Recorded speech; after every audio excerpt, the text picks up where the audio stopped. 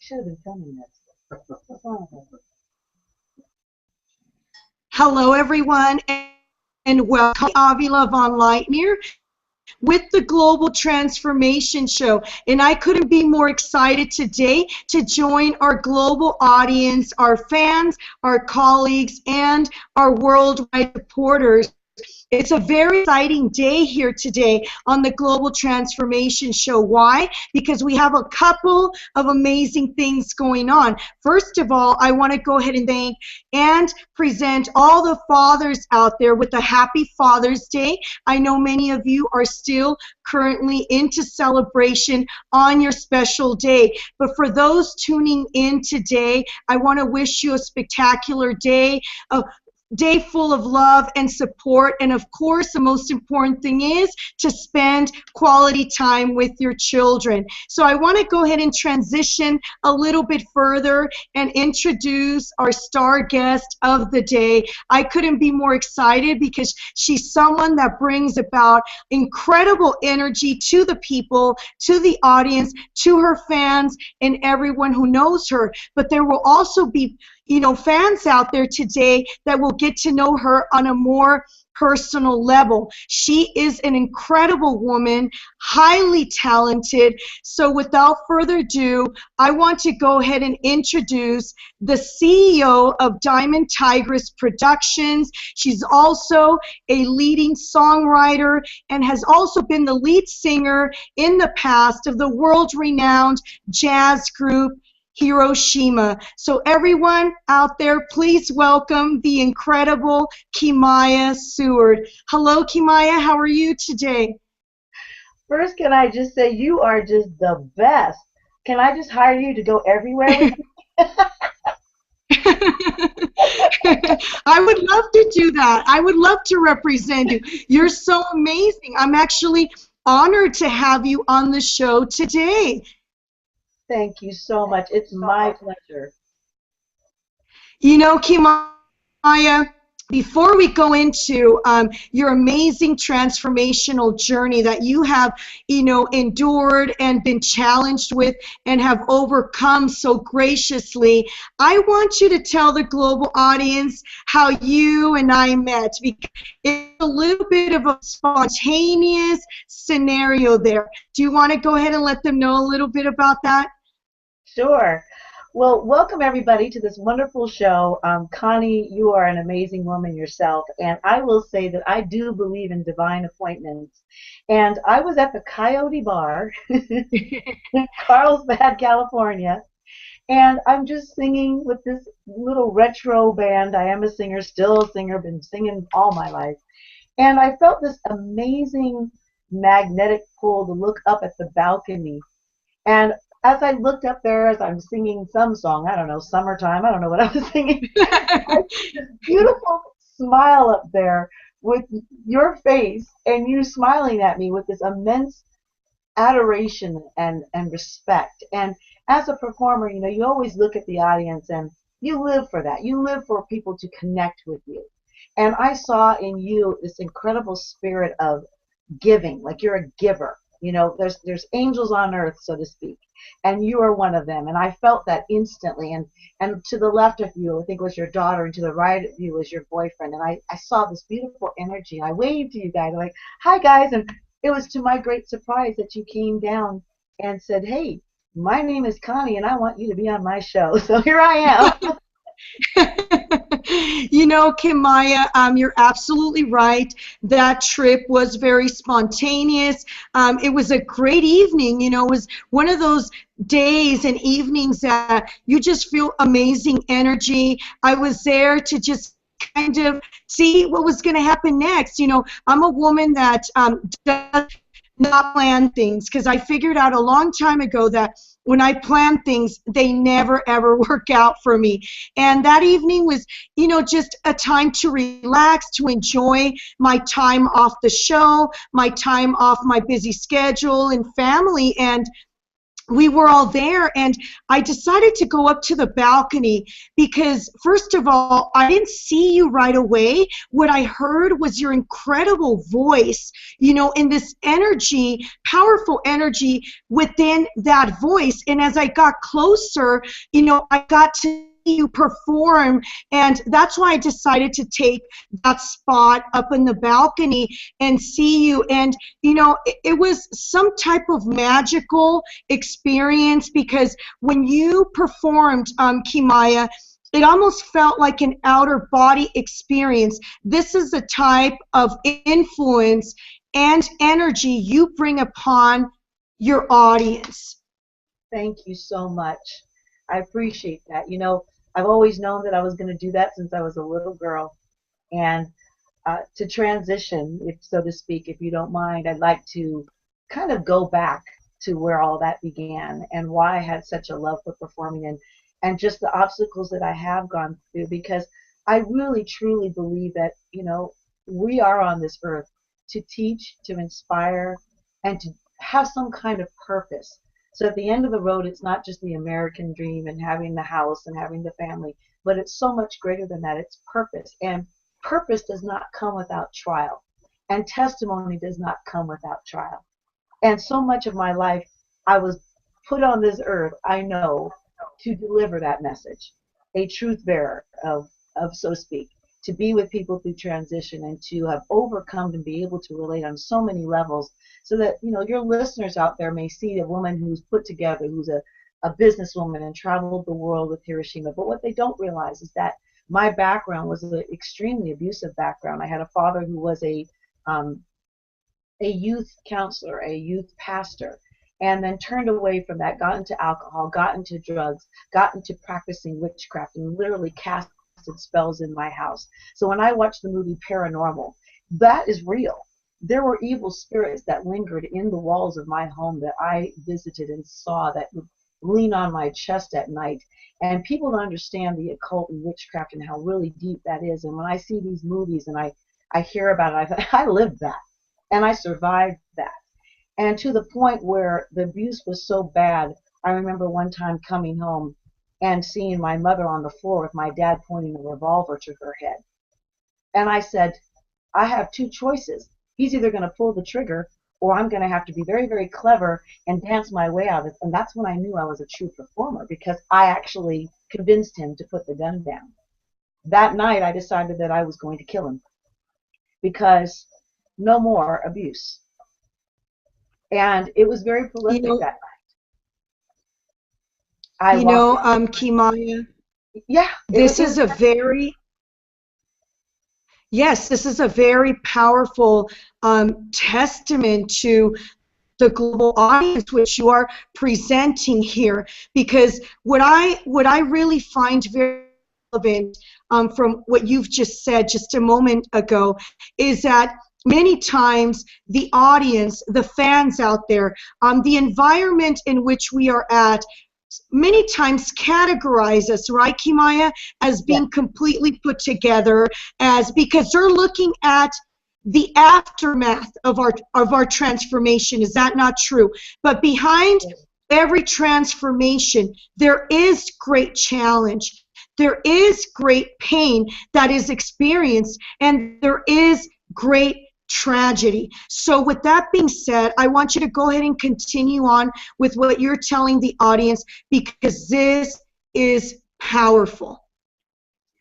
Thank you. Well, I will say it's quite prolific that it's Father's Day, of all the days that we've tried to get me on the show. And I have to tell you, it absolutely brings tears to my eyes, and I well up with incredible emotion, because your father is supposed to be your hero.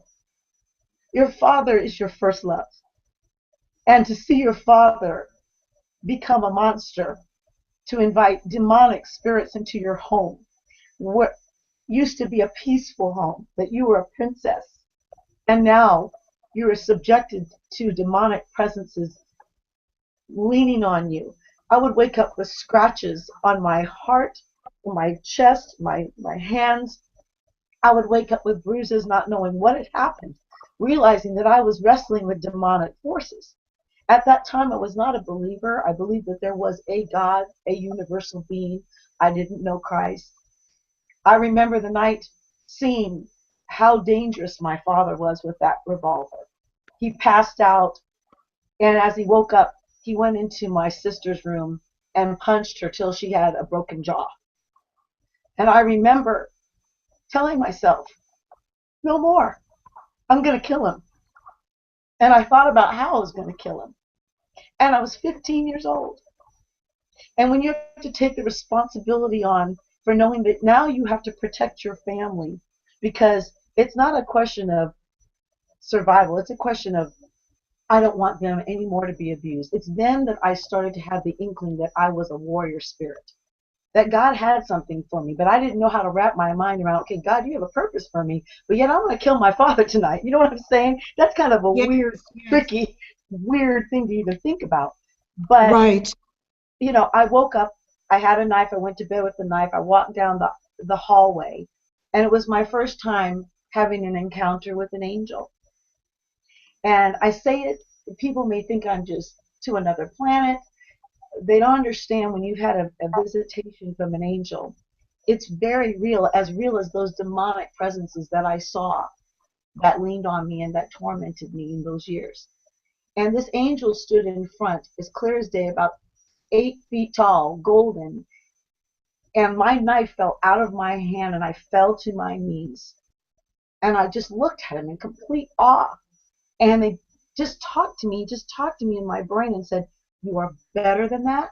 There is great purpose in your life. You don't need to do what you're about ready to do. And it was that night that I truly believe that I gave my life to Christ. I gave my life to God. I said, I don't know how I'm going to get out of this, but I'm going to. 2 days later, I threw everything out of my dad's house on a business trip and I threw it in the side of the yard. I changed the locks. I grabbed his samurai sword and I stood at the door. When he came to the door, I said, you are no longer welcome because somebody in this house is going to die and it's not going to be us. And I found the strength to kick my own father out and convince my mother to get a divorce and to move on. And it's a heavy statement. I know we only have an hour and there's so much to talk about, but from that point, I made my father extinct. And for those people who are listening today on Father's Day, I will tell you, it is the most painful thing to do, to look your own father in the eye and realize you don't love him anymore. He is not the man that he used to be. He is no longer that hero. He is no longer your protector. He's dangerous. And because of that, I had no choice but to do what I had to do. And he left, and my parents got a divorce. Okay, so now we're going to flash forward to what really happens in a situation. You get scarred. You carry all of that weight and that burden in your life. Untrust for men, untrust in circles where you should be respecting authority, all of that. I was always a rebel, always a game changer, always creating my own rules because I was a fighter. I had to. That's where I came from. It was like a battlefield of the spirit.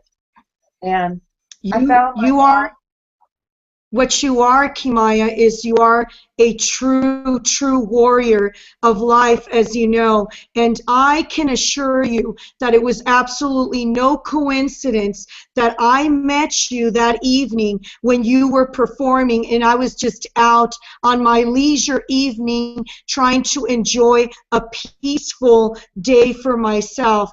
I want the global audience to know this testimony this amazing woman has presented to you today is powerful. I know it's hard sometimes for KIMAYA and a lot of people out there that are going to be listening to this show. It is important for you to understand that sometimes the people that hurt you the most are the people closest to you. I myself have experienced that in abusive relationships and in abusive situations. And it is relevant to your testimony today, KIMAYA. It is powerful because a lot of people sometimes, KIMAYA, feel that if it's my father, He's my father. I can't separate myself from him. I can't remove myself from him. But they've got to remember it is a greater negative force other than your father's physical being that had a hold of him. And therefore, it is not healthy for anyone, including you, including me, in experiences that I have had in abusive relationships and for others out there listening, to stay in a scenario such as that. It was a life or death situation for you and your family. Mm-hmm. Well put, Connie. And I think as I've grown and ministered to many now and in battered homes and many people that just cross my path working at the Coyote Bar or wherever I am, I always look at God's assignment that I didn't have that happen to me. It's only one of many layers of testimony in my life. And, you know, subsequently afterwards, about a month or two later, he came to finally pick up his stuff and was completely disheartened and had completely admitted his misstep and had gotten off alcohol and was really trying to rebuild his life. And I told him, "You're extinct. I don't want you to ever call me again." And through my journey of finding my God and giving my life to Christ and praying for restoration and forgiveness, I found my marriage to be good. I married a wonderful man, and he and I, went through battles because of that scarring of that previous relationship with my father. And he told me, we'll never be whole until you forgive him. And I started this transformation process of realizing what true forgiveness really means. It's it's a weird and twisted mind twist because you want to forgive because you know in your spirit you should, but your heart and your mind remembers those disgusting things. There was not only molestation, there was not only beating up, not only witchcraft, but there was plain cruelty. There was a time where he had gotten so crazy with his drugs that he literally went out of his mind and started burning all the paintings in the house. I went down the hall to see him as he was doing that, and he said, "Get out, get out.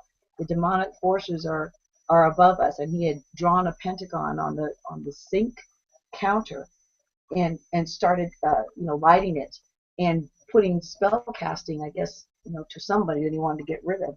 And it was really incredible because I said, "Wow, this is going to be another snapshot in my life." It's like as I was living it, I knew it was like in a movie. And so I realized then that there were so many things that had happened that it came to that point. So after I made him extinct for about a good 12 years, something came over me and I realized I was ready to forgive him. And I called him and I said, "Let's meet." We came to a point where we met at this little botanical garden, and he was not the man that I used. He was frail. He was had found himself again and had gone back to teaching science. And I saw this dad that I remembered, the one that I had once respected. And I looked at him and I said, "Dad, we've been through hell and back, and I forgive you." And he gave me a little bag full of stuff. He had toured the world with Jacques Cousteau. He's a brilliant man. He's got reefs named after him. A double master's degree. He's a brilliant, brilliant man. And he said, "If there's anything I ever leave you, KIMAYA, because I'm planning to leave very soon." I said, "What do you mean, Dad?" He said, "I can't go into it right now, but thank you for forgiving me." A week later, he died of a massive heart attack. And I share with your audience, truly, when I think about how much I could have maybe restored that relationship earlier in my life, but I couldn't find forgiveness in my heart because of all the pain. Um, I'm glad that I did because I don't have to live with the guilt now of, wow, I never forgave my father. And I tell them that, tomorrow is not promised. Whatever relationship you have, whether it's a mother, a father, a sister, a boyfriend, whoever it is, get to forgiveness as quick as possible. Because literally, I had those memories in the bag, and I had moved to Connecticut with my husband, and boom, I get the message from my sister that, he had died of a massive heart attack. Now, to further on down the way, I'm going to bring us kind of up into the last 10 years of my life because we don't have a lot of time, and I want to make sure I get this into this last 15-minute part of this segment before we get into the reinvention. And the reason why it's very prolific that I give you the chronological order of how things happen is so that you can understand how healing happens at every turn of your life. And once again, I say this to my viewing audience because you have to understand you make the choice. You can make a choice to stay in victim mode, or you can make the choice to say, no, I have a choice to not do that. I can forgive, I can pray, I can find God, I can believe once again in myself and not let all those things that tore me down take me out. So I flash There's some, Go ahead. Kimaya, there's something very key that you just mentioned that I think is very powerful of you to say to the global audience right now, that you just said it. It is a choice. Even to be under these circumstances that you faced in your journey and moving forward and transitioning into a relationship you were in, you also had the choice to transform yourself so that you could be better for any relationship that you would be presented with. Is that not true? And you chose that route. And this is something that I always talk about in social media, and I always talk about to my global audience. It is very important, and everyone out there should be highly conscious that it is will. It is your own will that's going to evolve you forward into the process of transformation. And that is something that you yourself have experienced. Yes, and it doesn't come without a price. I mean, in the Bible it talks about too much is given, much is required, and it's true. It's very true. I mean, you can't just get it on your own. It takes a strong mind, a strong heart, and a strong spirit, and you have to be fully equipped to understand what that really means as a child of God. And you also have to understand what it means to then be transparent enough to witness that to others, because healing doesn't happen overnight. It is a process. There are times where I remember flashes, and it still hurts to this day. But you move on, and my whole life has been that. That was just my childhood. You move into my marriage now, and I was unable to have kids. I had cervical cancer, and they just said I was sterile. There's no way I'm going to have children. No way. And I never have ever in my entire life believed anything that people tell me. It's a good thing because I'm an odd beater. I'm like, no, no, no. Okay, I'm going to figure this out for me. And I know that I'm going to have children. I have prayed for them. I know that I see angels in my spirit, and I know that I'm going to be an incredible mother. And I will say that I have two incredible children that weren't supposed to be here. And I had high risk pregnancies, both of them, but I do have two beautiful, healthy children. They're 19 and 20. Both my angels. Dakara means angel face, and Kalani means sent from heaven. And I definitely called them in and prayed that God would deliver them to my womb, which I had them. So that was one thing that I overcame. Another wonderful story of victory, so to speak, amidst all of that. And later on, I found out through psychology and all of this that you can actually put negative things into your body for childbearing and also cancer and all of that because of stress and grief. If you have not processed stress and grief, you can manifest symptoms in your body that can cause you to be sterile, cause you to not be able to be healthy. So we got married, we had our kids, and we moved to Hacienda Heights, and we had an incredible life there for about 5 years. And all of a sudden, the next phase of my life came, and I've always been a singer. I prayed to God that I could continue to sing, and I lived with a very controlling husband. We're good friends. We are now divorced. After 25 years, we divorced. But during that marriage, there was a lot of testing in our relationship. It was good because he was a man of God and he believed very strongly in taking the headship of our home. And then there was some bad. There was some domestic abuse between us, physically, emotionally, all of that. And about 5, 7 years into our marriage, after I started touring with Hiroshima, he wanted me to stay home and be with those children. And I started getting very, very sick, and I didn't know why. My children were very sick. We didn't know why. We were at the doctor's office every month. And It turned out we had toxic mold in our house to the point where it killed two of our cats Oh my and it God. scarred my lungs. They told me I would never sing again. My lungs were so black that they said I, I'll be an emphysema patient by the time I'm 50. I will be on a breathing treatment. I'll have to have breathing treatments with an oxygen unit by the time I'm 50 years old. And I'm here to tell you, I'm 52, and guess what? I'm completely healed. You're I'm still completely healed. here. You're still here, Kimaya. What a blessing you are to everyone. You know, I want to point something out really quick because I know you did transition. You've been transitioning very beautifully through your transformation process of your journey. But I do want to go back a little bit to speaking about your divorce. Why? I'll tell you why I want to present this a little bit to the audience today, because everyone seems to see divorce as a tragedy. I myself have been divorced.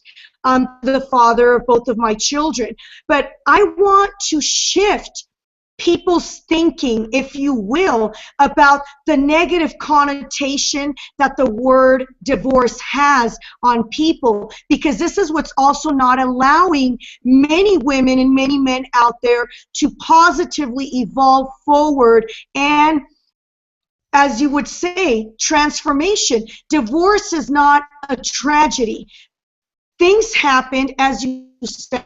Perhaps both of you had things that you needed to work on for yourself that did not enable you guys to stay together. But however, divorce is not a tragedy, and I don't want to be out there to see divorces as a tragedy. These things happen. The important thing is about a divorce is how you carry yourself and how you transition yourself with handling your children, your ex-husband, or your ex-wife. Is that not true? Absolutely, and I'm really glad that you did want to bring that up. I told you I would be absolutely transparent, and I will say that, you know, being a God-fearing woman and being a Christian home and all of that, divorce was not an option for us. We had, no matter what kind of love, we had forever love.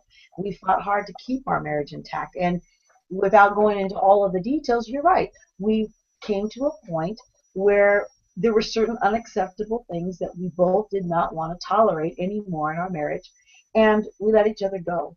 Now, I will say that the same amount of grace that I had to extend my father, well, who's the next man who came into my life? This man of 25 years. I had to put that same badge on. I had to forgive him. I had to let him go. I had to extend grace. We're both in the same industry. There was no reason for everybody to know all the sordid details. That was our life behind closed doors. He has a wonderful new girlfriend who I've met. I'm happy for him. I wish him nothing but the best. And it is very, very interesting, Christian or not, how people automatically judge that because they want to hear the dirty details. People would rather hear the misery side of your story than the fact that you can still be friends. They would rather hear, you know Exactly. what I mean? And it's so terrible. It's like people are so conditioned to hear, oh yeah, you know, he screwed up or she messed up or oh yeah, they're better off without each other. You know what? No, no, no. He's a good man. I didn't stay with him for 25 years because he was an idiot. He's very kind and a wonderful man. Did we have our problems? Of course. After 25 years, you're going to have some problems. And we worked together, so it's like we were married 50 years. You know, I look at it now and I say, I tell everybody, look, are we going to be homies forever? No, because I respect his new relationship. My only prayer is that he continues his relationship with his children and that he honors that, and which he is. And it's like there's been details with that that haven't always been good either. But you know what? That's his life, and I have mine now. And cutting that cord was equally painful as I had to cut that cord with my father and walk in forgiveness. Now, this man that imprinted my life for 25 years, basically grew up with him. I have to now cut that cord and find myself, and number one, again, a choice. Am I going to be the bitter divorcee? No. Am I going to be the slut? No. It's like, you know, every girl's got their inner slut. Trust me, they do. But, you know, choice. I'm going to love men. I'm going to love them for who they are. I'm going to entertain relationship at the highest level of respect. and I'm going to have fun. And I'm going to build my relationships solidly on, do they have a relationship potential? Okay. Are they going to be my friend? Are they going to be my business partner? But ultimately, respect and honor for thyself. And that's what I found. That's what I was able to go through. Because one of the biggest turning points between my ex and I now was that we had what I call a hell year. In 2008, we lost 12 people in our family. And 7 of those people were our relatives. Mother, father, brother-in-law, all of it. We lost them to all kinds of tragedy, mostly cancer. The, the bass player's son in Hiroshima, he committed suicide. We were at a funeral every month. And on top of that, we lost our property, we lost our business, we lost everything. I ended up in the hospital paralyzed for 14 days. I could not walk or talk. And you tell me, after the bomb goes off, after 25 years, how much can any of us take? He and I both went into survival mode. He couldn't handle anything more. I couldn't handle anything more. My body shut down. They eventually diagnosed me with conversion disorder, which is like, it's really like post-trauma on crack. 1 out of 450 Right. get it. And it basically, what Wow. it means is the inability to process stress. So your body will manifest what they thought was a stroke. I had tremors. I couldn't feed myself. I went home on a walker. And for about a year, I had to rebuild my brain, learn to walk, learn to talk, get a job, go online and rebuild my brain cells. And once again, Connie, I didn't listen to what they said. The doctor's report said you're going to have white matter in your brain like you're 70 years old. You're probably going to have 2 or 3 strokes within the next couple of years, and one of them could be extremely debilitating. Well, my ex could not handle that. It was too hard for him to understand that he might actually have an invalid for a wife. I get it. But it was then that I knew my marriage was over, too, because I said, okay, I can't be with a man who's not going to even accept that. And I love him Right. today, but I had to rebuild me. I had to rebuild my brain. I had to rebuild my motor skills. I had to reinvent myself and finally look at myself and say, I'm not going to be woe is me another day. I'm going to start finding my purpose. And those purpose and those things that I need to do in my life are going to have more impact than just being a singer. I'm not going to just give testimony and write a book and then call it a day. No, there's a lot of work to do, so I have to get cracking. I'm about my father's. I don't have time to sit in this hospital. So KIMAYA, KIMAYA, let me just say something.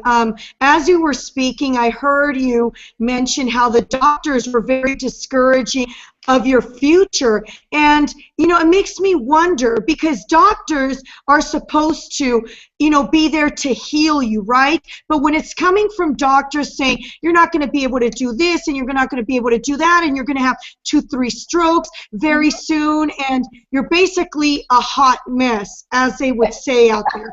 But, I always tell everyone, this is testament with what I have gone through, that there is nothing that is impossible. I don't care what challenge, what adversity, what tragedy, and what pain anybody has encountered in their journey. I am telling you, as a testament, and my star guest today, my powerful star guest, you have been listening and tuning in to her transformational journey, that there is no such thing as impossible. It is your choice, and it is your will which is going to transform your life. The question is, when are you going to begin?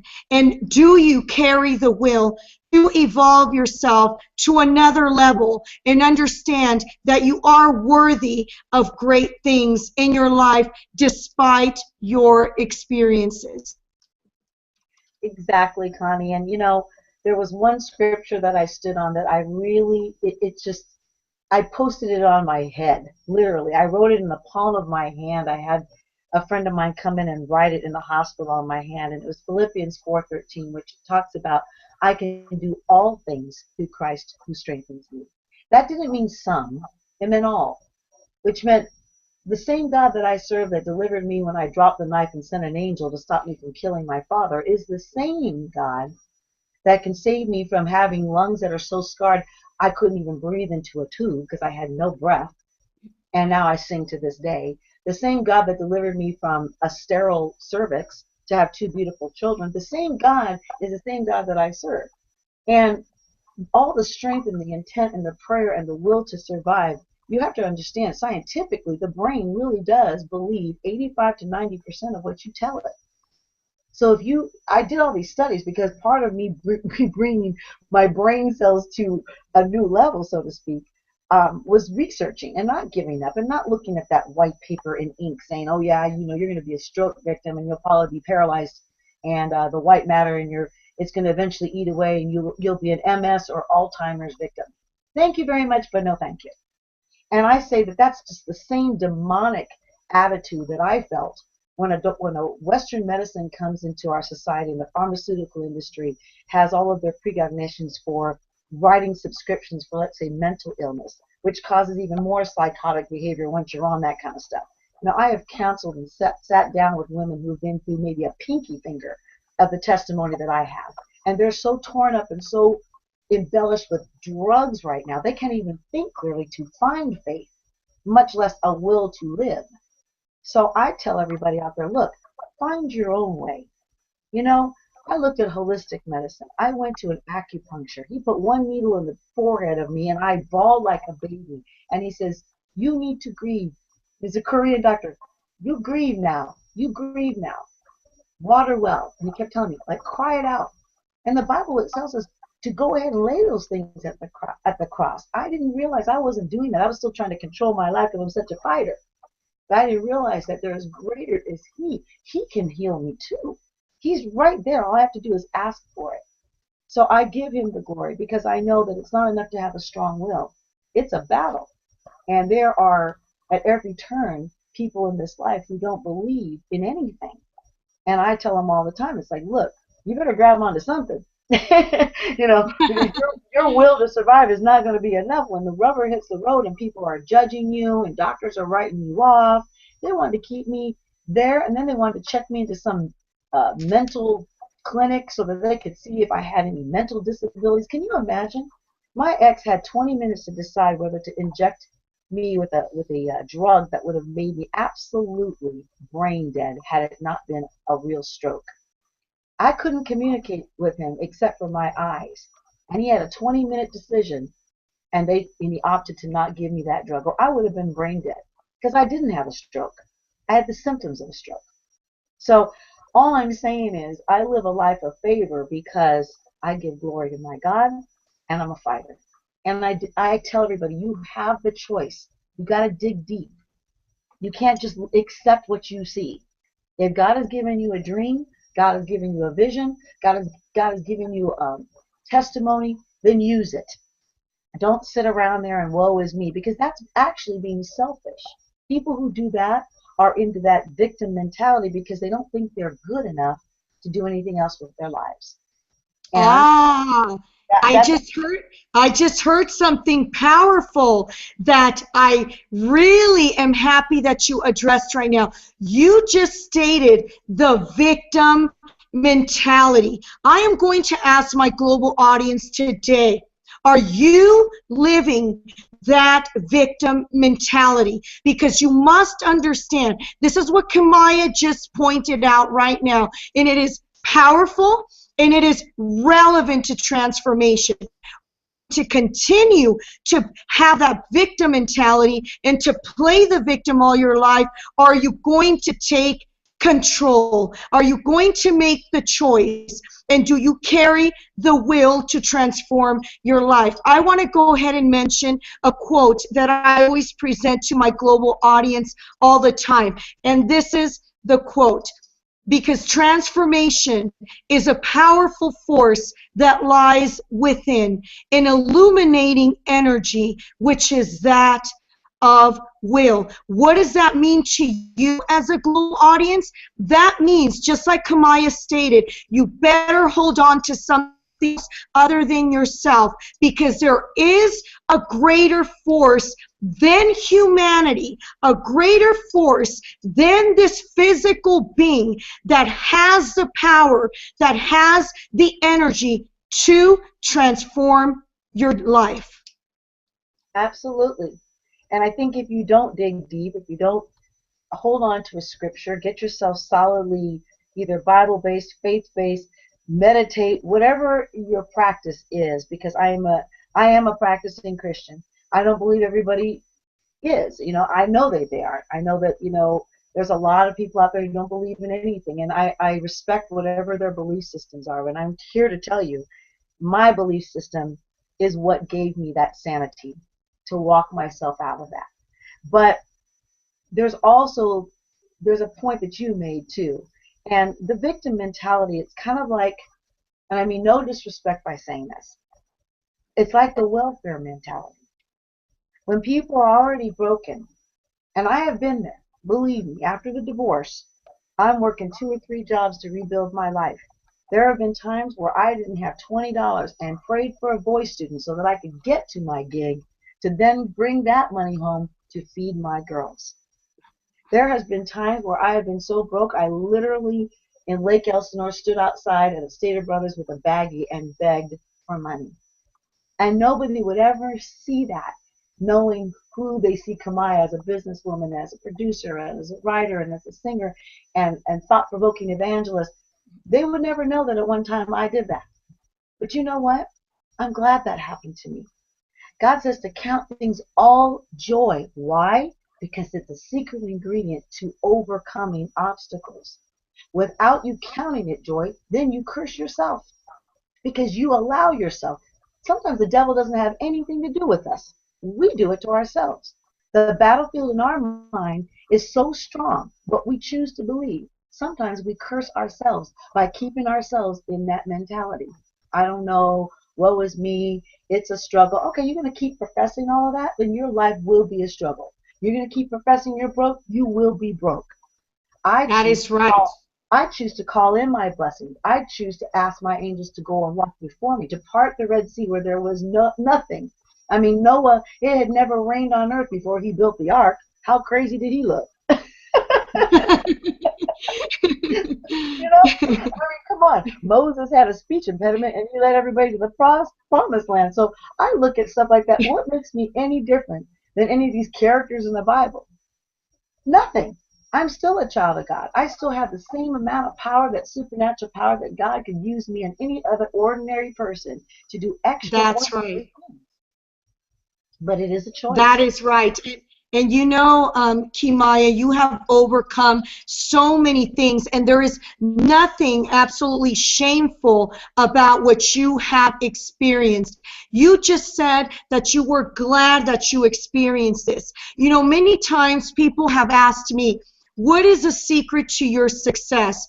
Well, success to me is not money, because I've had it and then I've lost it all. I've had nothing, not a penny in my bank account, not, anything. And I had to reinvent myself and, start all over after a divorce as well and do whatever it took for me to be who I am today. And I'm still reinventing myself. I'm still in a transformational process as we speak. But I want to say this.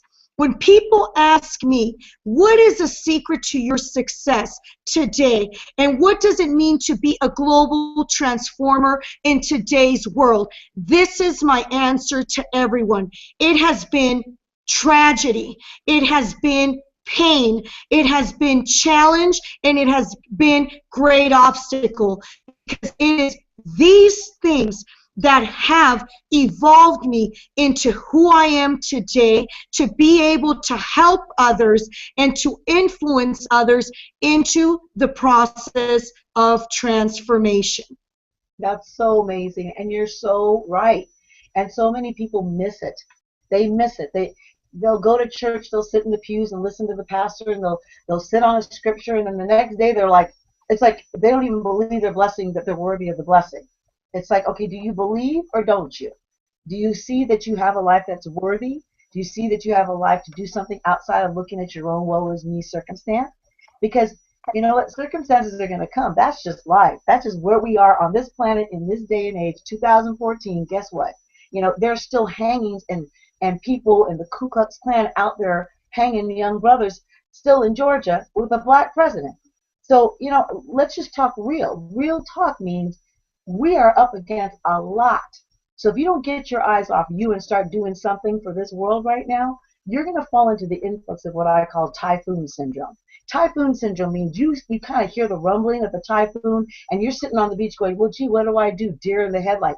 You better get a purpose in your life and you better start fighting for it because tomorrow is not promised. There are souls to be won. There are people that lives need to be transformed. There are people that need help. Their souls are lost. They're broken. And if you don't find that, and all you're worried about is your daily paycheck because you got to pay your rent, well, then you're really missing it.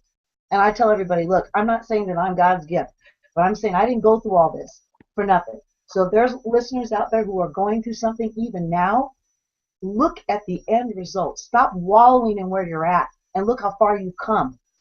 Because if you're listening today, it's because you know you need to hear this message. It's a divine Oh, purpose. Divine. that is powerful, KIMAYA.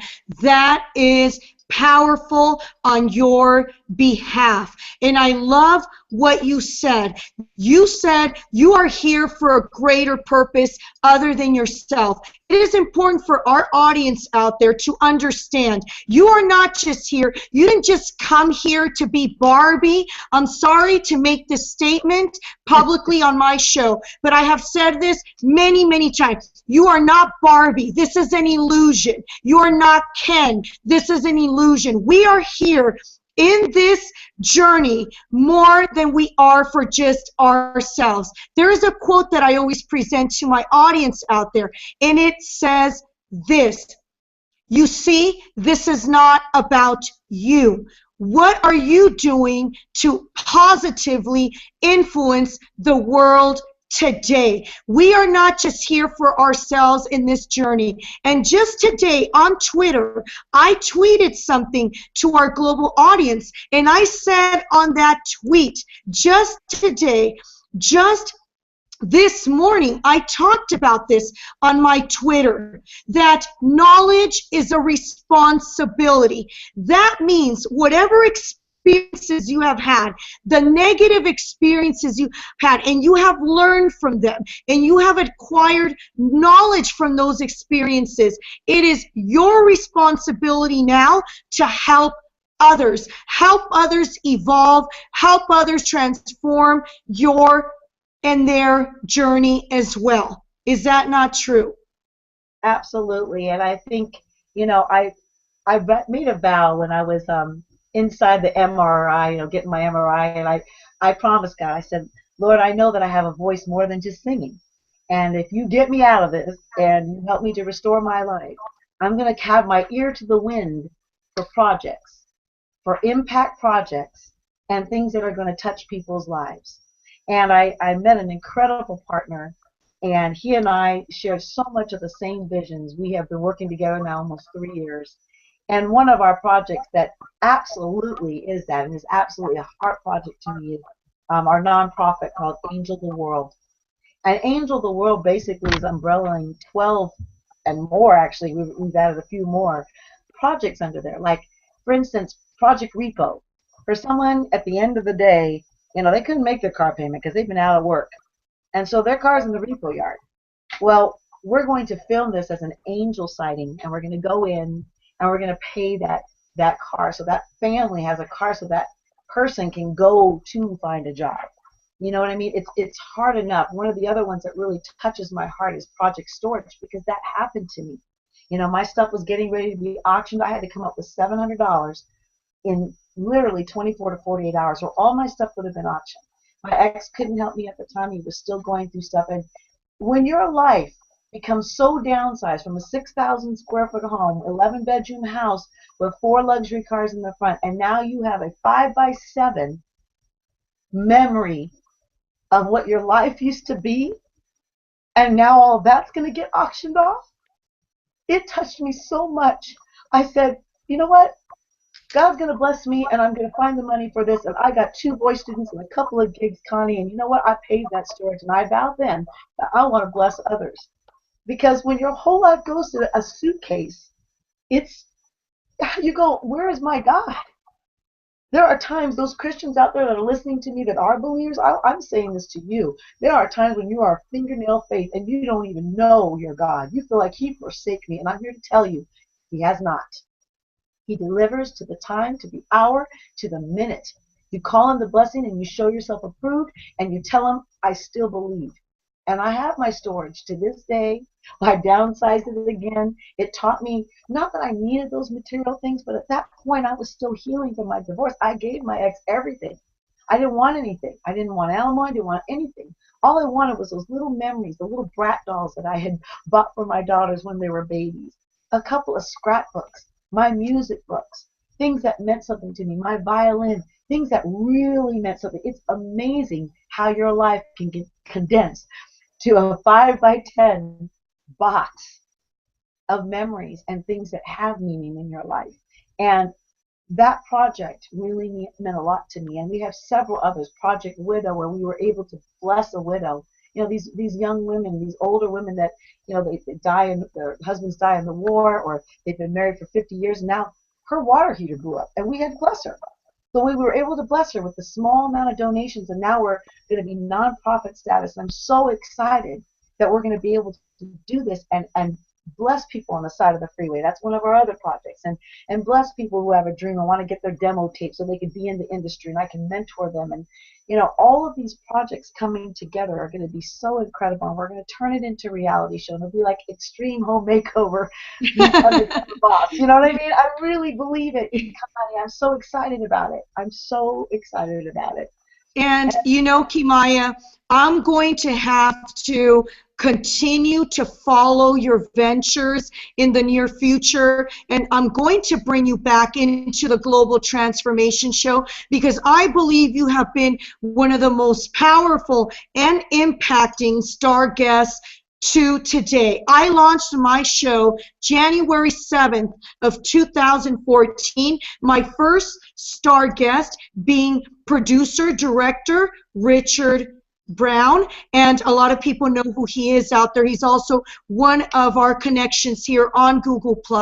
But I will say, KIMAYA, that your testimony, your knowledge, your true reality that you've presented to the global audience today, I know has reached someone. I know someone out there has related to the experiences, to the abuse, to the relationship, the divorce, to everything you have witnessed and experienced in your transformation journey. I knew the moment I met you, the moment I laid eyes on you, that there was a warrior behind the woman that I was witnessing perform that evening. I want to know what you have to say about that. Well, it takes a warrior to know a warrior. How about that? You know, I believe when you see someone, you make eye contact, you just can feel a person's spirit.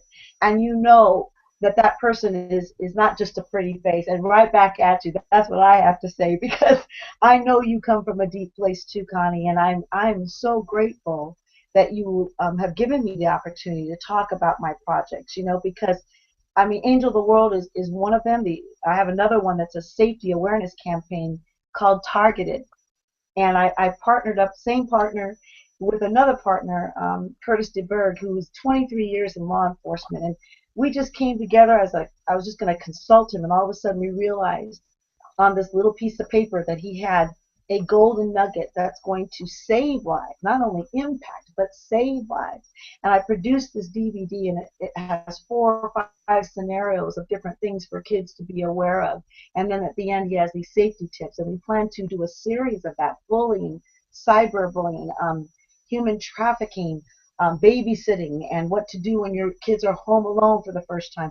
And we intend to make that a series and bring that to fruition and make that also a reality show. We have some interest already. And once again, I'm at this point where I prayed. I said, Lord, give me these projects and give me the success and the favor so that I can give you the glory in the next 3 to 5 years of my life that would have taken me 15. So I have put my request unto the Lord, and I hope you do follow up with me, because I want to bring back praise reports so amazing. I want to have footage and testimony to show you. I want to have a show on the air and say, Remember in June, Father's Day, Connie, when we talked about this. And look what God has done. And look, thank you for the opportunity because I'm telling you, I tell everybody, look, keep dreaming, keep fighting, and keep believing. That's what I Oh, say. absolutely. Absolutely, Kimaya. And before we end the show, Kimaya, I also want the global audience to know where they can find you. I know that you have your website, which is kimayaempress.com. You are also on Twitter. I would suggest and encourage my global audience to follow this incredible, incredible woman with such a powerful testimony, a powerful true reality, because a global transformation show is not a reality show per se. This is not a script. This is true life's journeys, experiences, pain, tragedy, adversity, and challenge that is presented to the global audience by the most amazing star guests across the globe. Now, Kimaya, I'm going to hand it over to you because I want you to tell the global audience where they can find you as well.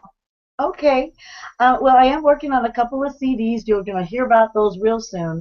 I got a Christmas CD that'll be ready to go, and I'm working on a jazz CD and a gospel CD because you know, Connie, if I'm going to do something, I might as well do it like threefold. There's no, I'm going to do a CD. I'm going to do 3 CDs because if people are going to hear about me finally after all these years of not doing my own, I'm going to do that. And my partner, Rich, he's going to be in charge of helping me launch all of that.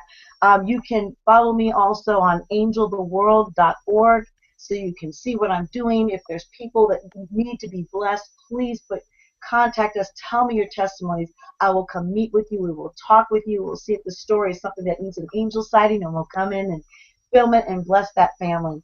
TargetedDVD.com is another one of my safety DVD. And I just, I'm praying that people will follow us there so that they can see our traction in that, because we're trying to get some good weight on that. And, I have I guess I should say that I have my dreams in motion, but you're only as good as the people who support you. And I appreciate everybody taking the time, you especially, Connie. You're like a true answer. I was just praying before I met you. I need someone that can put me on some kind of a platform, because I have platform projects along with my testimony that will get what I'm all about. And you have absolutely been such an incredible facilitator. I pray blessings over your show and for the success of all of your guests that have come on. I pray that you will have an immense amount of favor supernaturally that's going to come in to raise you even to another level, because I am a prayer warrior, and I'm going to pray that blessing and call that blessing in for you. And for anybody out there that was listening today, don't give up. Remember, I know you've heard the cliches, but remember that you got to do the work. Don't expect it to happen. Do the work. Yes. Dig deep, find it in your heart, look in the mirror, love yourself every day, and say, I'm a child approved from God, and I know I've got greater purpose than what Absolutely. And Kimaya, I want to say with great honor that as we speak in this moment, I embrace the blessings that you send upon the Global Transformation Show, and also the guests who have been a part of the Global Transformation Show and who will also be in the future. I am embracing that positive energy, whatever the universe has for the show. For me, you know what? I'm going to let things flow. As you said, there is a purpose, a greater purpose for this show, the Global Transformation Show, and I do want to evolve with the show, grow with my audience, as I know it has a huge impact on so many across the globe. Before we end the show, I want to go ahead and thank my star guest, KIMAYA SEWARD. I advise and encourage everyone out there who has been tuning in and listening to this show today to support her, to follow her, to become a fan of all of her ventures and the amazing, amazing projects that she is currently active in. And angeltheworld.com is one of them. So before we come to an end, I want to thank my global audience today for being present. I know that many of you are still celebrating Father's Day, but there will be an opportunity for you out there to watch the show, you know, after your Father's Day celebration. And I look forward to everyone watching this show in particular with the star KIMAYA SEWARD. And I want to end the show by saying it is about a new world, a new journey, that of global transformation. This is Connie, Avila-Von Leitner, and we will see you next time. Thank you, KIMAYA. Thank you so very much.